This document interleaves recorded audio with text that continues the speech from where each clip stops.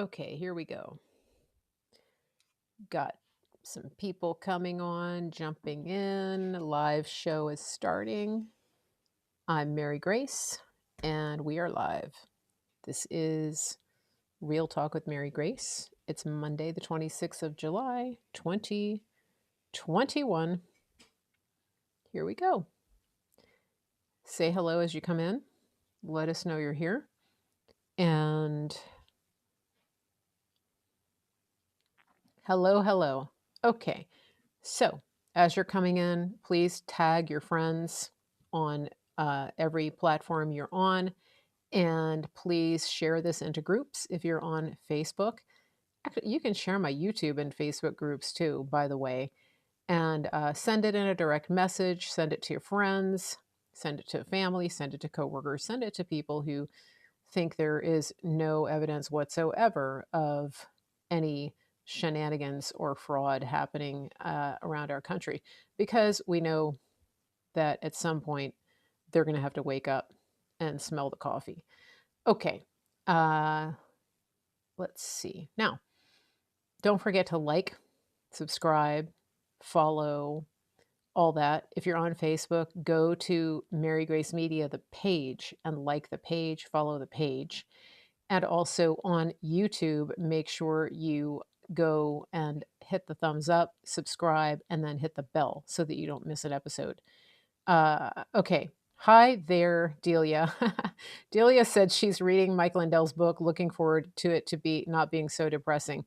Well, it's important to read his book in light of everything that we know now and what we see happening in his life right now, because you already know that it has a better outcome, that it's a story of redemption and people and God turning people's lives around in spite of all their stupid decisions. Okay, so don't worry, it gets better. It gets better. Now, good to see everybody here. Let's get some people sharing. Let's get people hitting the thumbs up. It's kind of funny. I was looking at my numbers on Facebook the other day, and for a couple of days there, they let the foot off the brake and they forgot to censor my page. And we had, several thousand reach. And then somebody came back from vacation and remembered that they were supposed to censor this page. And so then the numbers went back down. Okay, yeah, whatever. So the people over at Socialist Media took a break from the censorship and then they came back. That's what's happening. But, we'll just keep going and we're not going to stop. We're going to keep this truth train going and we are going to bring it to you. And I hope everybody had a good weekend. I hope they did. Before I get started, I want to let you know that I am going to be away Wednesday, but I'll be back on Thursday. So for those of you who come on my channel and say, Mary Grace, where did you go? I'm telling you right now, I'm not going to be on Wednesday. I'm going to be back on Thursday. And if you want to catch some notices from me, the best place to follow me also is at my official Telegram, which is Mary Grace Media Official. All right, got it? Now, I'm going to jump into some content here, and I wanted to tell you a little bit about, to me, what's very encouraging.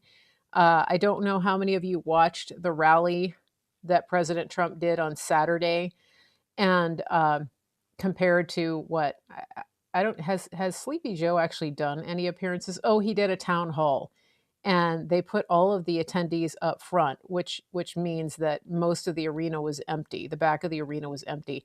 It's pretty crazy that they showed that, but we know anybody at this point who is even just partially awake, even if they're in a 90% of the time fog, uh, they have to get that something is very, very wrong.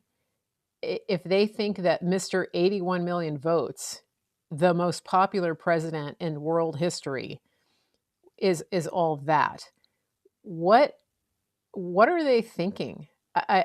Has the oxygen deprivation gotten to them so badly that they can't actually see what's in front of their faces. It's I mean, we really need to pray for these people, because if they don't start to see it and they don't start to put the pieces together, it's going to be an incredibly rude awakening, especially when we start to see what's coming out from Mike Lindell's cyber symposium. I was listening to him on Bannon's War Room, and he he is he is so confident and so assured of what he has. And I explained this last week. This Mike Lindell, he said it really well. He said, I'm not a cyber guy, but I'm a numbers guy. And this is what is so critical to understand. And this is why I want everybody to read his book. Trust me, it gets better. He said, I'm not a cyber guy, but I'm a numbers guy, and I understand probability. I understand when I see the probability or lack thereof of certain things occurring without manipulation. And that's really what's key here, is when you have his skill set and you understand and you can look at data and instantly understand that something is wrong, then you're the guy to present the information. And I want people to be clear also that when he talks about the white hat hackers, when Mike Lindell talks about the white hat hackers, this is a team that has been on the job since before the election took place. And I'm going to reiterate to you that I said I knew instinctively, call it a hunch, call it Holy Spirit, call it a word of knowledge. I knew on election night that we, the good guys, whether it was Space Force or white hat hackers, I didn't know all the details. I knew that we were capturing what was happening in real time. I just knew that was happening. And now we're getting confirmation, because Mike Lindell has said we had people capturing the data transfers, getting the packet captures uh, in real time. That's what I told you before. I hadn't talked to Mike Lindell. I hadn't talked to Patrick Byrne. I had not talked to anybody that I knew specifically had access to that information. It's just something. It's just a download that I got from God. And here we are. And Mike Lindell is going to have a cyber symposium to show the whole world his what he has, what he's gotten from the white hat hackers. And this is really important, because he has data on over 3,000 counties, very specific data that shows what happened. And he explains very clearly what it is that you're seeing, and why and how it cannot be faked or manipulated. That's really the key. And what he's doing with his cyber symposium is he's inviting the top data scientists from anywhere who have the qualifications, the credentials to be able to get in. He's inviting them to look at every single piece of data. And he is offering $5 million to anyone who can disprove it, who can say, this is not from election night, this is fabricated, this is fake, and this person is giving you false and fake information. He's inviting anyone who can come and do that and prove him wrong. And he's putting up $5 million of his own money. And here's the thing, though. He said that I think he has over 100 experts who have actually looked at the data already. And I told you last week, I know, and he knows, that he's not writing a check for $5 million to any of those people that come in. He's an incredibly smart man. And again, if you listen to him and you take the position that he's just a country bumpkin and a rube because of the way he talks, you're in for a big surprise. And so I really do pray that people start to wake up. I pray that people start to wake up. Hello from Austria. That because what's I believe that what's coming out in August is going to be s- really uh, incontrovertible and 100% conclusive. That's my belief.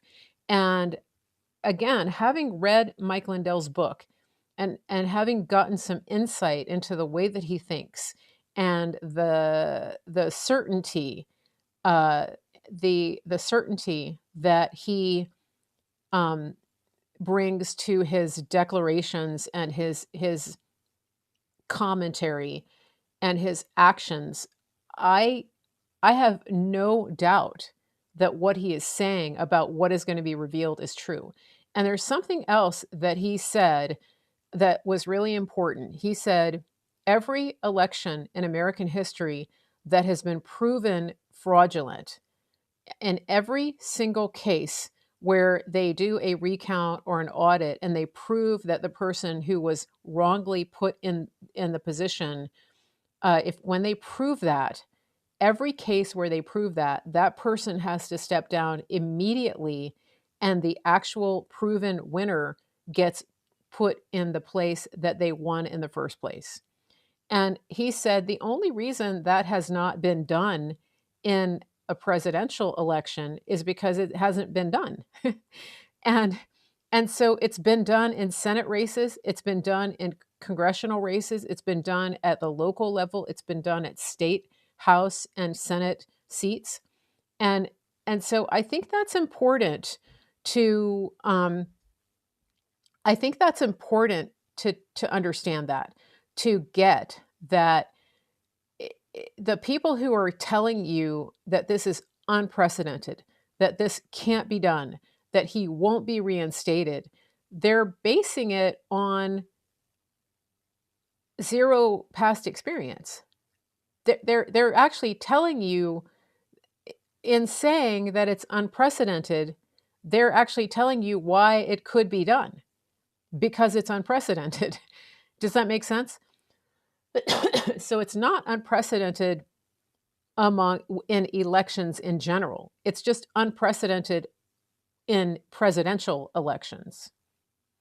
I think that's really worth noting and keeping your eye on.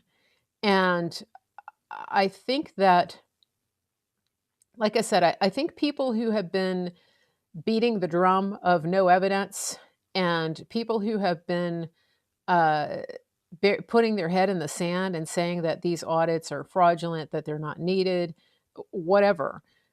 I think that they're going to be in for a really rude awakening. And I really do hope that they come around and realize, hey, if this could happen to an election that was for the other side, it could happen to an election for somebody that I want. That's really the key. When you talk about what's happening right now, when you talk about the fact that our country has so quickly shifted to flat out, all out communism, that should actually frighten everybody in this country, regardless of which side they fall on politically, unless they're a full on communist. Then they're probably happy, unless they're realizing that communism, once you polish the top of that turd, it doesn't look so shiny anymore. That's kind of where people are falling at this point. And so I'm excited about what's going to happen. I do want to prepare you because everything that we're going to see coming up to that is going to be meant to distract you. Look for false flags, look for ridiculous edicts coming down from governors. We already see some places where mayors and governors are reinstating these stupid mask mandates. They're already trying to blame outbreaks on wackadoodle people, people who didn't take the thing in their arm. They're trying to blame it all on them, which I don't understand because we actually haven't gotten sick. So how the heck is anybody blaming it on these people like me? I'm not sick. I don't know hardly anybody that's sick. I mean, I do know a couple of people who've come down with a cold, maybe the flu, I don't know. But we also found out that the CDC, the Centers for Disease Creation, actually um, actually has decided, has announced that, oh, hey, last year we were actually using the test. We were applying test results universally to everything, whether it was flu, Rona, pretty much anything respiratory related. They were just calling it all Rona. Now, those of us who've been paying attention knew that. We knew that they were doing that. We knew that, they had stopped counting flu cases and they were literally just calling everything the Rona because that's what got the cases up. And the other thing that we're seeing that's finally coming out is that they were using the higher cycles to indicate positives. And that is how they got by with the ridiculous nonsense of saying that people could test positive even if they were asymptomatic. There's no such thing as asymptomatic. It's not even logical. And if you don't understand what I'm talking about, what I want to explain to you is that they the health departments, the CDC, was recommending that or set the threshold for the testing at over 40 cycles. And what that means is that even if somebody had trace amounts of a coronavirus in their system from a past infection, like if I had a cold 2 years ago, that's coronavirus.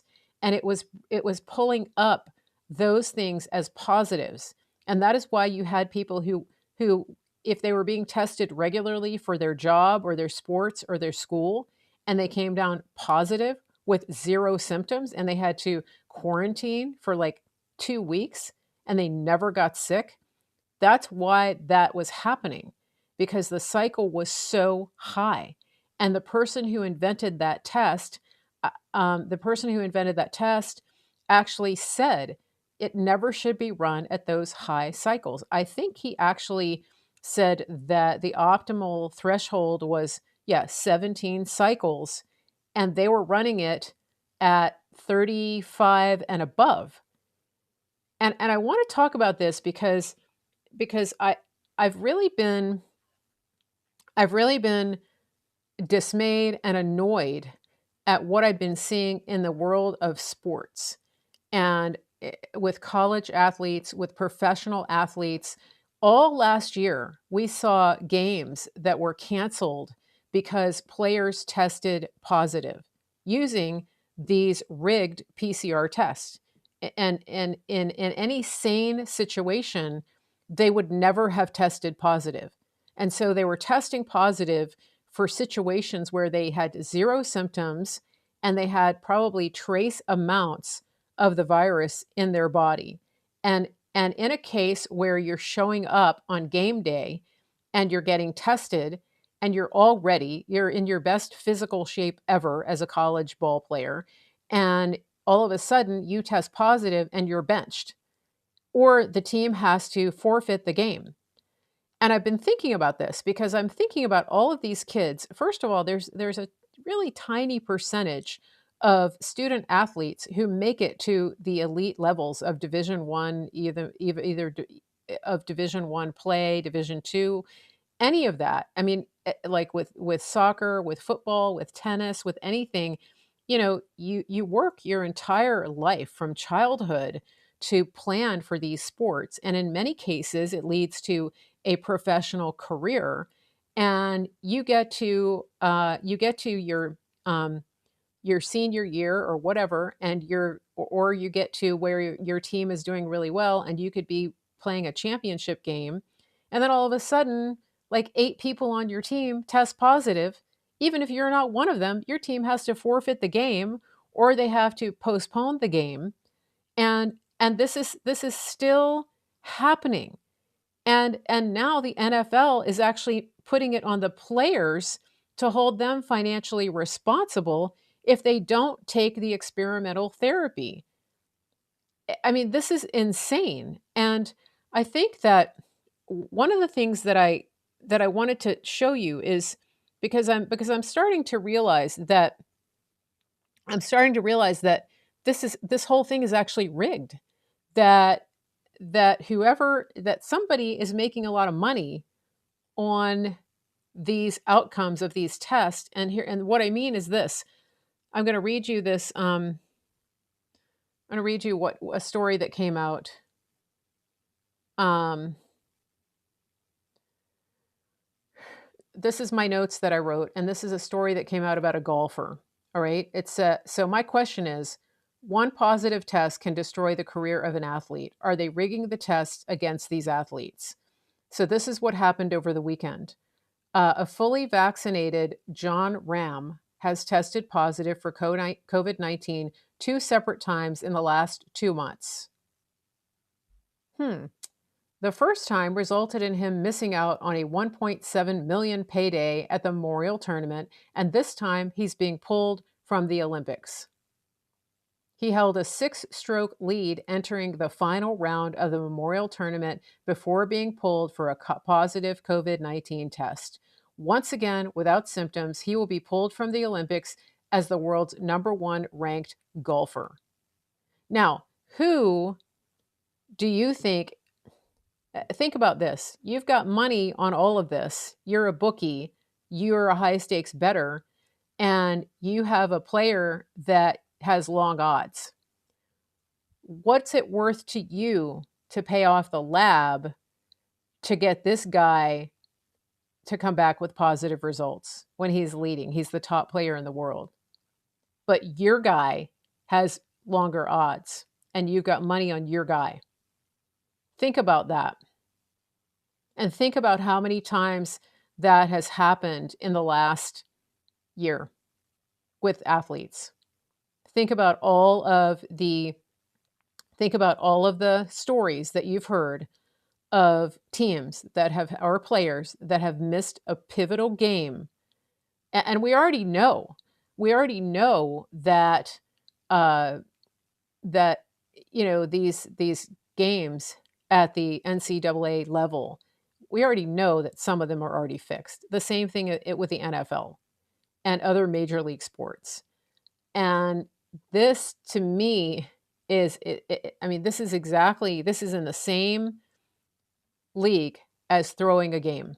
That's what they're doing. I can't think of any other excuse. Can you? And if I'm this player, I am going to be launching an investigation, and I'm going to be launching a lawsuit. That's what I think is happening right now.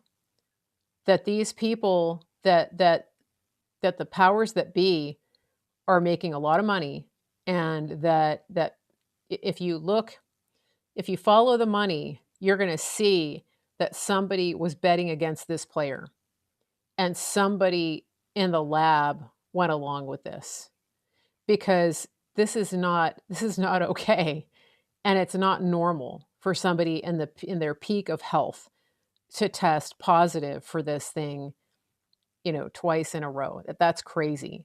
That's crazy. And again, with all of these players. Now, speaking of players, I got to hand it to Dak Prescott from the Dallas Cowboys. He finally stood up and took a stand and said, I am not disclosing my personal health information to anybody.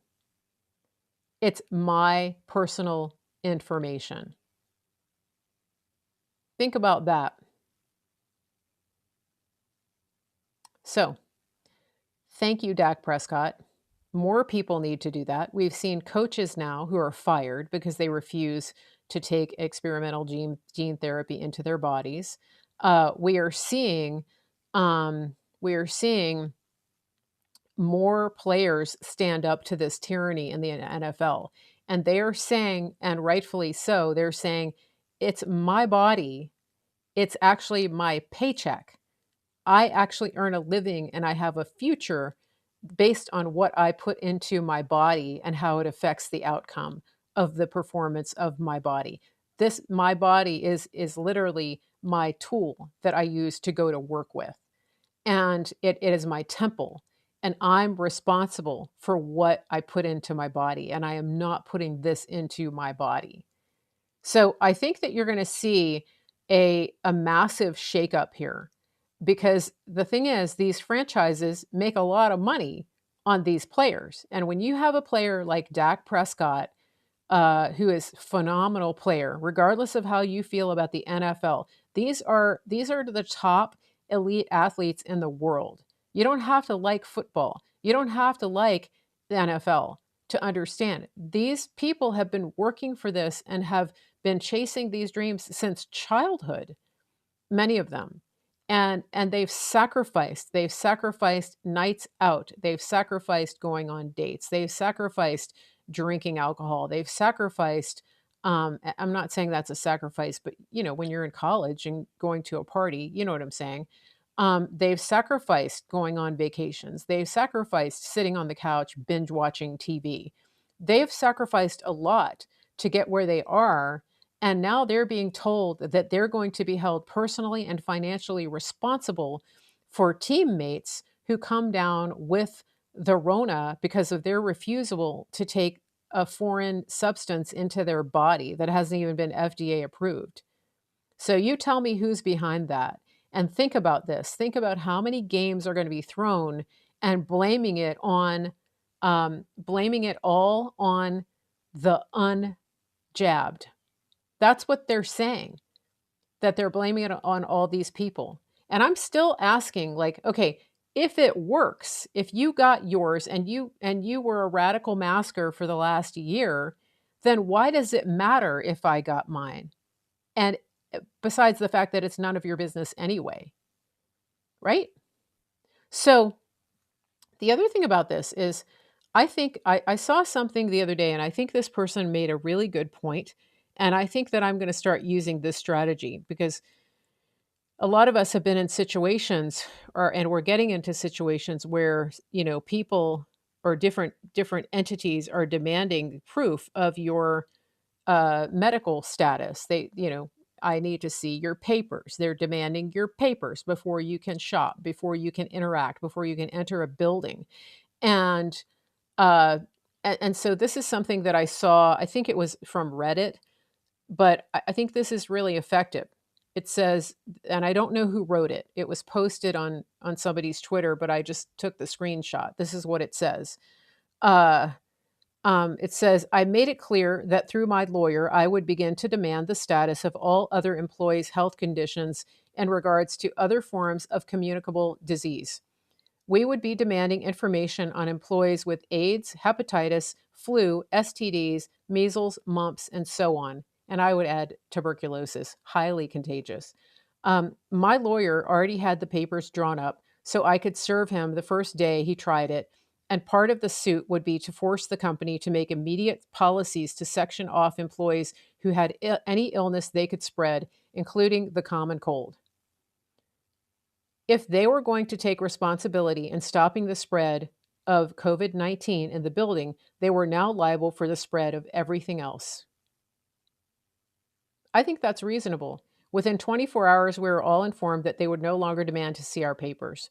So I don't know I don't know the source of this, but I think that this is incredibly reasonable stance to take. That if you're demanding to know whether I have taken part in a certain medical procedure to protect others, then I have a right to demand if you have had your shingles shot, if you have had your hepatitis shot, if you have had your hepatitis B, C, if you have HIV, if you have conjunctivitis, if you're a carrier of strep, if you have chlamydia, if you have herpes. I have a right to know all of that, because those things could actually affect me and my family. I have vulnerable family members in my home. And if I come into contact with somebody who has a highly communicable disease, such as tuberculosis, then I should actually have a right to know that. And if those people do have those diseases, then they should be quarantined and even and cordoned off and separated from the rest of the herd. because in some cases, you can't develop herd immunity to some of those things. And for example, if somebody is a carrier of strep, they remain so for life. I know that because I taught kindergarten and I had children who never had strep throat who came into school and everybody else got strep from them. So that's a thing. And but I never demanded that that child be isolated and socially scorned because that's just a thing. However, in this case, if you're going to apply this standard to people who may or may not have the Rona, in which case now we know that it's all a big hoax, that the people who are asymptomatic who may come down with it were being tested at, 3 times the standard number of cycles.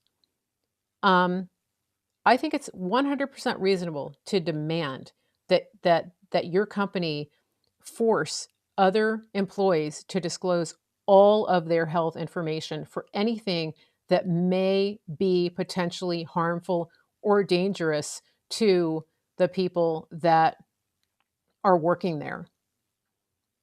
I mean, why not? Why wouldn't you demand that? I mean, think about it. And the thing is, honestly, people who come to work tired could be an even greater danger. If you work in a factory and the person next to you was partying all night and they come to work with no sleep and a hangover, they're probably actually more dangerous to you than anybody who could potentially have the Rona. So, for that matter, right, why don't you do a breathalyzer test in the morning or in the evening when people come to work? If they're going to be driving a forklift around and they might run you over or drop a box on your head, why don't you do that? You see where I'm going with this? There are so many circumstances where there's a real potential for danger and harm.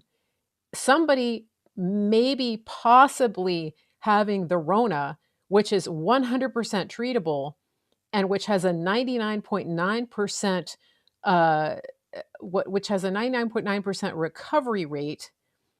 That's not a reason to send people home or to test them ad nauseum. That's a moneymaker for somebody who's rigging the system.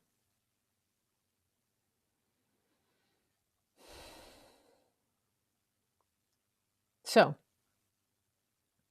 now, here's another one. C. diff. I talked about this before. In a hospital and in a care facilities, one of the most contagious things that anybody can have is C. diff. It is a bacteria that runs rampant through the digestive system, and it's highly contagious. When a patient has C. diff, everybody has to come in wearing PPE, full PPE, gloves, gown, mask, shield, everything, and even a family member. And then the family member, after interacting with the patient, has to remove all of the PPE and throw it away before they leave the room.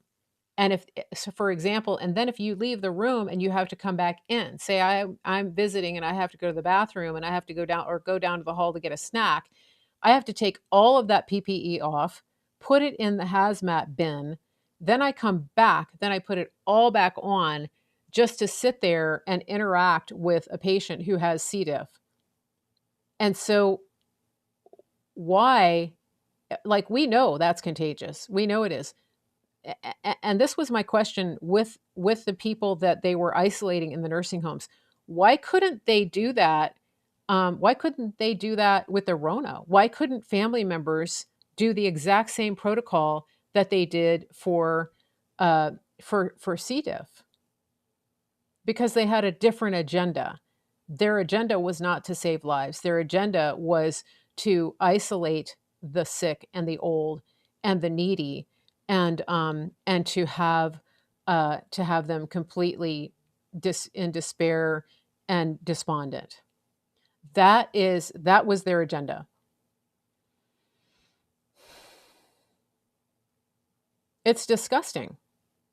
So and so we know what it was, and Yeah, somebody just pointed out too in the chat, MERS is way more contagious in a hospital. There's so many things that can run rampant in a hospital and create a crisis that actually can't be treated. The reason that MERS developed was because it's a antibiotic resistant uh, what is it? A bacteria, not a bacteria, infection.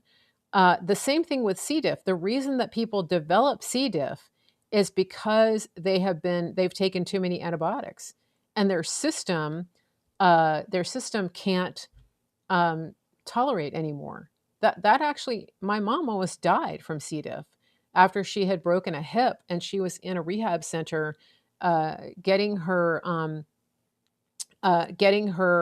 hip rehabbed. She was in the facility for a month because she had C. diff, and she had it so badly that she wasn't very big, and she lost so much weight, and she was just losing. She couldn't hold anything in because it affects your intestine. It's like really really bad dysentery. So I just wanted to point all this out to you because people have to stand up to this, and we're getting to a point. I want people to understand this. We're no longer in a place where you can afford to sit back and say, "Oh, I'll just go along to get along. I will, I will go along to get along because I don't want to lose my job, or I don't want to risk alienating my neighbors, or I don't want to make a scene when I go into the store." The reason that we're in this place where you have entire nations forcing the passport now just to function in society is because nobody wanted to stick their neck out back then. And so that leads us to it was like it's like when you're raising kids. When your kids are young, sometimes you don't want to take the trouble to discipline them because or even with a pet, it's like you're doing the same thing over and over and over and over again, and it gets tiring, and sometimes you give in and you just let them do what they want. But the thing is, especially as a kindergarten teacher, I always knew it was like, well, you either pay now or you pay later. Because if you don't discipline your child when they're 2, 3, and 4, the same thing with your puppy. If you don't do it now, if you don't pay the price and make the sacrifice and be uncomfortable and get up in the middle of the night to take them to the potty or to take them outside in the cold or the rain with your umbrella and your rain boots on, then you are going to have an out of control monster on your hands when they get older. That's exactly what we're dealing with here. We have created a monster because nobody wanted to be inconvenienced by being confronted by going into the store without the face diaper on. Everybody said, "Oh, it's just a mask. I just want to go get my groceries." I hate to say that. It's a harsh word, but it's true.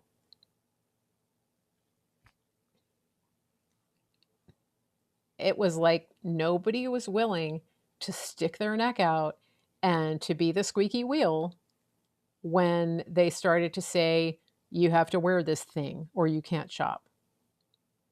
And now it's show me your papers. I mean, we've literally gone from give us 15 days to show us your papers. That's it. And then those of us who saw it coming were called conspiracy theorists.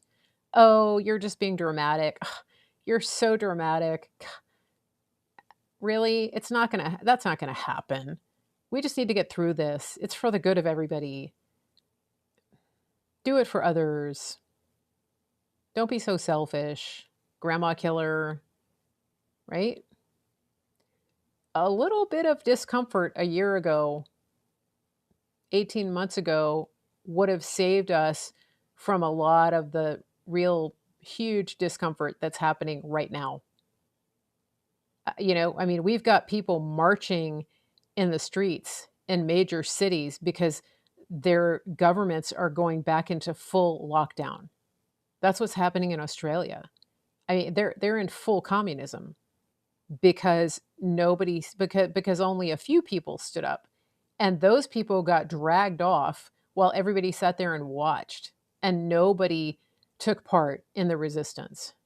I mean, that's what happened to me on the plane last week. You know, I'm sitting there on the plane and I've got the thing down hanging off my ear in the seat because I'm eating, and everybody around me could be participating in that resistance. Everybody could have taken the thing off and gone, "Okay, look, she's doing it and um she's doing it. Wait, they're not saying anything. What if we all do it?" That's all it takes. And yet, we're still in that place.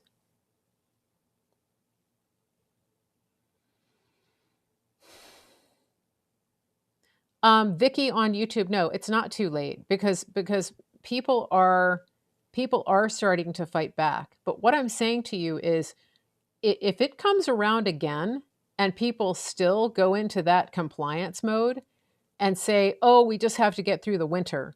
Oh, we just have to take this shot so we can get back to normal." I hope everybody is awake to the fact that that was never the intention. That there is no, we don't want their normal.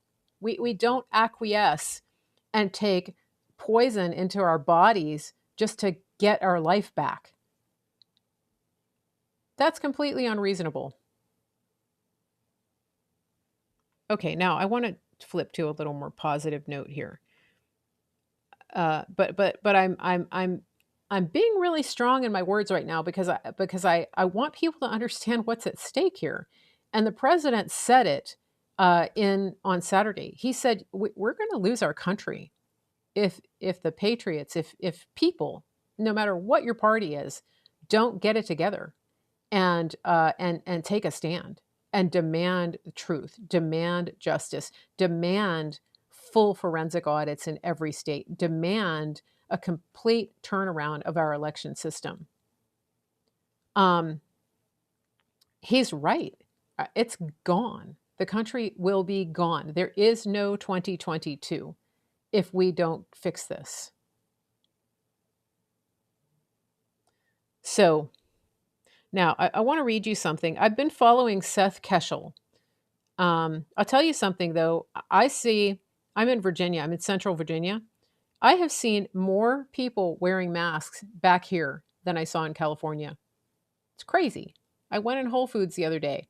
So many people walking in there. It says on the door, I think, if you're not fully vaccinated, you have to wear it. I'm like, are y'all seriously complying with this thing? Or are you scared of the beta, lambda, delta, zeta variant? I mean, uh, yeah, it's crazy. All right. So I want to read this from Seth Keshel because part of my theme today is that, God doesn't waste, that nothing is wasted in God's economy. And even everything that we're going through right now, it's not wasted. Hopefully, people are learning from what happened in the last year and a half. That's just one aspect of what I mean by nothing is wasted. All right. So this is what I wanted to read to you. So Seth Keshel is one of the people who is spearheading the efforts to get these election audits going in all 50 states. And he's a data guy, and I recommend that you follow him on Telegram. I don't know what other social media he's on. Now, this is what he said. I'm not going to read your comments while I'm reading this. So, everybody take a break from comments and listen to this for a minute. Okay, class, put your devices down and just listen and stop chatting amongst yourselves because I want to. I want you to hear this. This is important. This is the important part of the show. You ready? Now, I'm going to read this. This is a statement that put out by Seth Keshel. He said, "I blinked, and now it is becoming much harder to know just how much free time is available for shows, interviews, appearances, and my real life. Boundaries are important things. Even though things like that bring a lot of attention, good and bad, scrutiny, and the potential for bad things, the most fulfilling part of being out there and known is when I hear news of people who are finding their courage and getting plugged in. This may be a long message, but I think you'll draw encouragement from it, even if broken into multiple parts. And then he goes on to say, I received a message today that Constitutional Cowboy and I possibly impacted a couple of young men in Michigan to get busy putting their God given skills to use. I had an email from a woman in New Zealand who said she now understands her husband's love for American freedom just from reading my channel. And yet another lady from Minnesota was depressed and feeling down and out until I had her connect with locals. Now she's meeting with state reps and presenting data. How can I forget a 17-year-old from Florida who can't even have his vote stolen organizing meetings with county officials? We must all remember that these are the greatest of all times to take breath. God knew it would all happen. He knew the caliber of the people he would make in the mid to late 1900s and the early 2000s, who would dominate the Earth's population at the time of a global realignment of power away from the West and toward a global governing body that excludes your voice. He's talking about communism. And in his true love, which includes free will, he gave everyone the choice to remain silent, watch TV, protect your 401ks or other pensions, or be the salt and light in the world that is passing away. One of my biggest heartaches is now a blessing. I love the game of baseball, but I was born with a defective right ear canal that robbed me of my hearing in that ear and ensured that I would never be a graceful athlete. So I was the 6'4" freshman in high school who looked like I was going to send every pitch over the fence, but could barely even make contact, let alone run a 7-minute mile or make the cut for a nationally ranked baseball program. The numbers mind was always there, so after I couldn't make the team, I kept statistics. Our team sent players every year to college programs, so I networked in with the coaches, doing recruiting, and became our analytics guru for Ole Miss for the Ole Miss program. And in years, we had some of our best teams. We were well ahead of the analytics curve, but I always wished that I would have been able to play the game I loved at a high level. Now, this is long, but it's really good, so I hope you stick with me. I almost lost my career in the Army before it began. I had a waiver for the hearing issue in ROTC, but Big Army didn't think much of that and put me through a med board in my first year after they ran me through a basic hearing screening. 2 years, my dad came to speak on my behalf 2 years before he died and convinced the medical board to retain me 3 votes to 2. The final deciding vote was cast by a lieutenant colonel who was also deaf in one ear. Upon retention, I was transferred from field artillery to military intelligence, where I got my real baptism under fire in the world of analytics and experience in presenting crucial information to wide and diverse audiences. That was my first 30,000-foot view of the world, making sure we protected our soldiers and eliminated theirs. In the years after I left the military, I toiled. I bounced to a couple of different industries thanks to the economic forces that create layoffs in different industries. A number of jobs that seemed great to me and like I was an automatic fit passed me by, often leaving me as the runner up or in the final cut.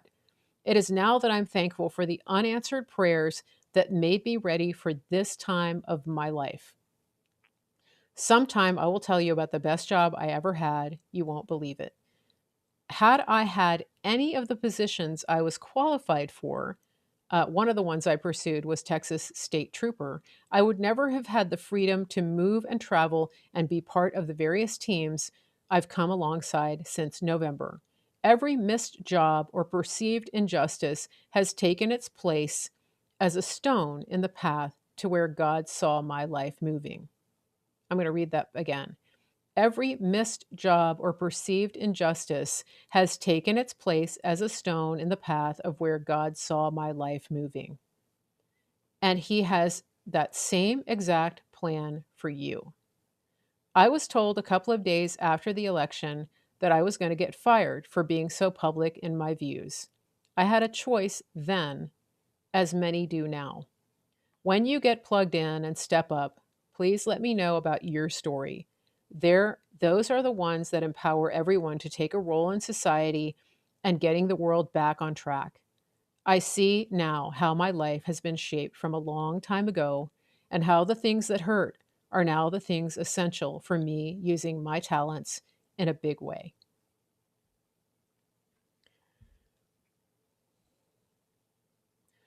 I wanted to read that to you because this is it's so good. And I shared it on my Telegram, but I'll share it again. And thank you guys for quieting the chat while I was reading that. This is so important because this is how God's economy works. Nothing is ever wasted. The heartaches that you go through, the triumphs that you go through, the victories of your life, the twists and turns, the roads that you go down that maybe you take a U-turn, the roads that you're on for a long, long time and you don't know why you're on that road. All of it comes together for God's plan and purpose and destiny in your life. And and so this is this is such a good word, and it's so important for people to embrace, because I see people tell me, I hear people say things like, "Oh, I'm just a stay-at-home mom," or "I'm an empty nester," or "All I know how to do is this," et cetera, et cetera. And I just want to encourage you that all of the skills and experiences that every person has had line up to to launch you into something else that God has for you. For example, if you're a mom or a dad and you've raised a family, then you're really probably really good at organizing in the middle of chaos. And you're good at dealing with drama and being unfazed by it. Those are really good skills to have. For example, if you're going to work in an election office or if you're going to be a committeeman, because you're dealing with all kinds of different personalities and sometimes chaos, and you're probably pretty organized. So that's an example of things that you might actually be good at, that skills that could translate into other areas where you could make a difference in your community right now. If again, I'm going back to the mom illustration. If you're a mom that spent the last 20 years raising kids and organizing play dates and keeping homework situated and getting everybody dressed and keeping them alive and making lunches and keeping the whole family schedule coordinated, then you actually have really good logistics skills. You may not know that, but you do. And so those are things that as you're entering into this phase where people are having to organize, people are having to analyze, people are stepping up to get into the a new role in bringing back our country. I'm just using this as one example. I'm not saying that everybody should go out and be a logistics person. I'm just telling you that every single thing that we've done in our lives is another tool in the tool belt, and another arrow in the quiver of the weapons that we have to go out and make a difference in life. And that includes, the tragedies, the bad things that have happened to us. For example, people who grew up in dysfunctional homes, whether it was with somebody that had addiction or somebody that had mental illness or people that were abusive, they actually develop incredibly keen senses because they're in survival mode a lot. And you may think that that's a bad thing because of the feelings that it invokes when you think about those experiences. However, those senses are actually incredibly valuable when you're dealing with people, because you're very good at you're very good at spotting fakes. You're very good at sensing drama before it happens. You're very good at sensing where people are, and in some cases, you can actually it comes like all of your senses come alive, and you're very good at reading people, is what I'm saying, and you sense danger before other people in the room sense it. And that's something that's incredibly valuable when you're in the political spectrum, for example, because there's a lot of people who come into that realm with really less than good intentions. And so this is this is so important to understand because, you know, nothing is wasted. Nothing that we've experienced in our lifetime is wasted. All of the experiences that we have come into play in this moment, in this time in history. If we're willing to look at what it is, and if we're willing to ask God to show us how all of the experiences can translate into being involved right now. Um, and, you know, somebody said that they waited tables and bartended for years. They only did it for the money. And then I'm reading a comment on Facebook. They said, years later, I found out that it taught me to handle stressful situations and how to deal with diverse groups of people. It was a useful skill once we started working within the church. Exactly. You know, and I had this conversation with my niece 2 years ago after she graduated from high school. She decided not to go directly to a 4 year university. She had done 2 years of college as a high school student, and she had scholarship offers, but she didn't want to get into debt. And we went on a camping trip, and we were talking about this because, you know, it was August, and some of her friends were going off to college, and she was second guessing and wondering if she had made the right decision. And she was waiting tables at a restaurant. Actually, at that point, I think she was hostessing. She had just started, but she was going to go wait tables. And she lives in a town where there's a lot of tourists. So she sees people from all over the world. And, you know, I said, look, you're getting an education while saving money in a way that your friends who are going off to college with their parents' credit cards and racking up debt are not going to get. And you're going to come out of this a much wiser and more grounded person, even though you don't see that right now. All you see is sort of the adventure of your friends going off. And over the last 2 years, I think that's really hit home to her because she has money in the bank, she has zero debt, she has her associate's degree, and she's still on the fence about whether to go to a 4 year school yet. You know, she thinks kind of like me. She's a little bit entrepreneurial. She doesn't even know if she wants a degree at a 4 year school. And at the same time, she's had a world of experience in her job. I mean, she's worked through one of the worst hurricanes ever to hit the eastern seaboard. Her town was pretty much devastated, and her restaurant was feeding people during that time. She got to take part in that. She worked through almost all of the Rona, and so she had, you know, she built her character through that.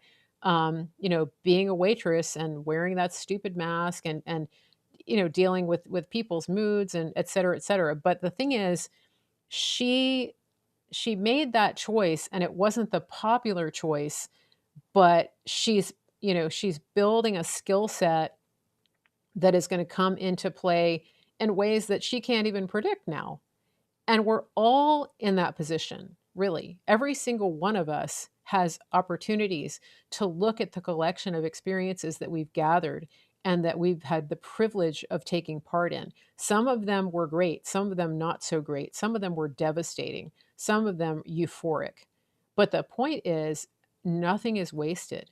If we give those things to God and we ask Him to to give us beauty for ashes, for example, which is what the Bible says, then He is going to turn even the worst experience into an asset that will bring us into the next phase of life in a way that we're going to be a part of this great awakening that's happening on our planet.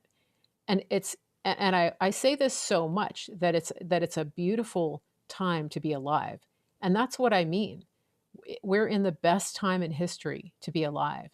And I don't want people to miss it. I don't want you to miss it because you're so focused on the drama and you're so focused on, you know, the evil that's around you. There will always be bad people. There will always be people with bad intentions. There will always be people who are corrupt. That's a given. But what are you focused on? What are you going to do with what you've been given, with all of the experiences that you've had in your life? How are you going to redirect what you've been through into what you're going through now? That's my question to you.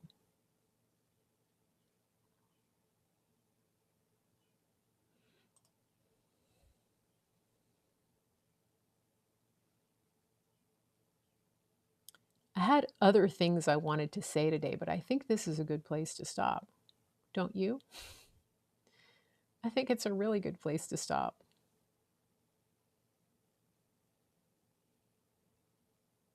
I wanted to thank Delia for giving us notes to put on the on under each of our shows on YouTube. If you're on my YouTube channel and or you're trying to remember what I talked about on a certain show, you can go and you can look at the show notes and you can kind of jog your memory if you want to share something with somebody about a specific thing that I talked about. And Delia has been compiling those show notes, so that's fantastic. And um, Linda has a good note for us on Facebook. She said, "My journey taught me empathy to teach others where what happens to us. It's too comfortable to stay in pain." Interesting. Yeah. It takes courage to move on. Um, it takes courage to move out of pain and tragedy into triumph, but it's worth it. Oh yeah, she said we're not what happens to us. Exactly. Um, so it's good stuff. Somebody wrote to me. I can't remember who it was. I have to go back and look. I just glanced at it before. Uh, Somebody just said, "I'm on vacation, was torn, but I came on anyway, and boom, everything you said had purpose to speak into my life. Fantastic." That's awesome. Thank you for saying that, Giselle. That's great. I was really praying today about what to say and how to say it. And I think this was just the right timing. A lot of people needed to hear this. Somebody wrote to me about superfoods, and they said that they wanted to start prepping and stockpiling good nutritional food. And I don't know if that's something that you guys are thinking about. If people are concerned, which I'm not, you guys know I'm not a fear monger. I don't really think this way for the most part, but I do think it's important to be prepared. And I think that because of the intensity of what's coming with the revelation about the stuff that Mike Lindell has, the election audits, they're driving the fear of the Rona again. I think that there probably will be some places that have lockdowns. I think we may see more supply chain issues. I think it's a good idea to go ahead and stock up on food. And I think that superfoods is the best option because you get complete protein and fruits and vegetables and probiotic all in one package. And it's the best nutrition that you can get per dollar. So if you're already a customer, go ahead and order and get a bunch of stuff to put on reserve. It has a fantastic shelf life and you can survive off of a very small amount of our superfoods. You don't need to bulk up because the nutrition is just so sound and it's living food. When you rehydrate it, it's a living food. Um, and then the other thing I was going to say is that the food prices are going up astronomically. The inflation is crazy. And yeah, you of course Delia says you need water. Yes, you need water.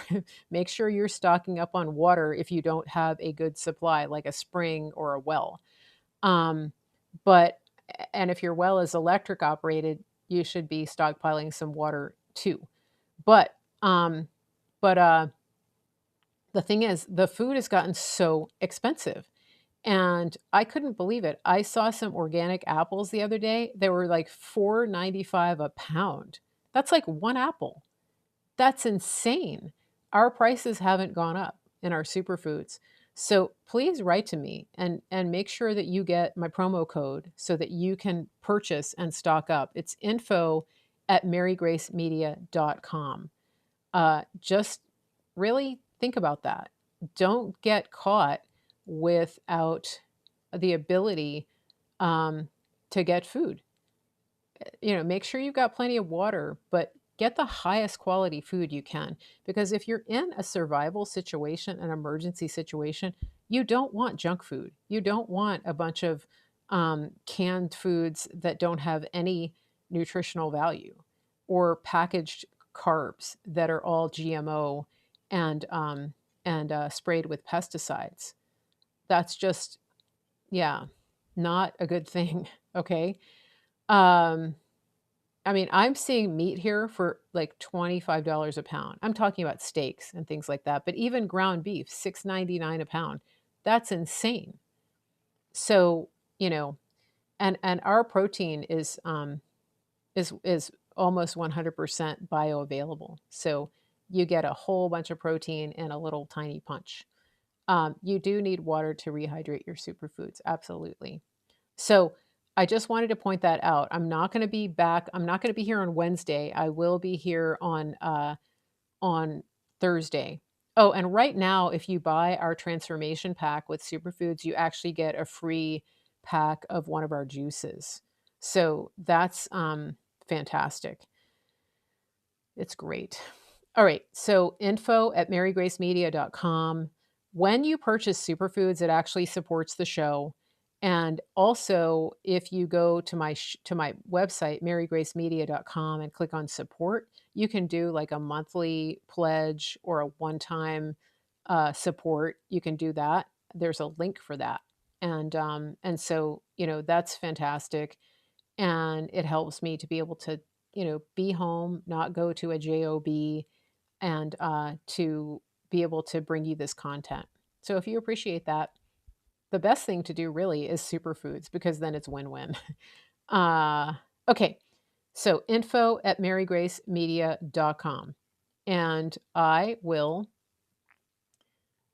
see you on I will see you guys on Thursday. Somebody just said, I ate out this week. It bothered my stomach. Superfoods is life changing. Yeah, that happened to me when I was on vacation. When I was in Florida, I ate out at a restaurant and I had some seafood. I was in Florida. I thought that was a good idea. And it really, I was pretty sick from that for a couple of days. And I was pretty sad that that happened. So if you're just getting here, make sure you go back and watch the replay. We had a great show today. I'm Mary Grace. This is Mary Grace Media. Make sure you're following on all of my channels: Facebook, Clout Hub, Channel 111, YouTube, Mary Grace Media, and also on Twitter/Periscope at Real Mary Grace 1, and also on Instagram, Mary Grace Media. Have a very good evening, everybody. And it was great to see you. And thanks to my moderators as well. Have a good evening. See you Thursday.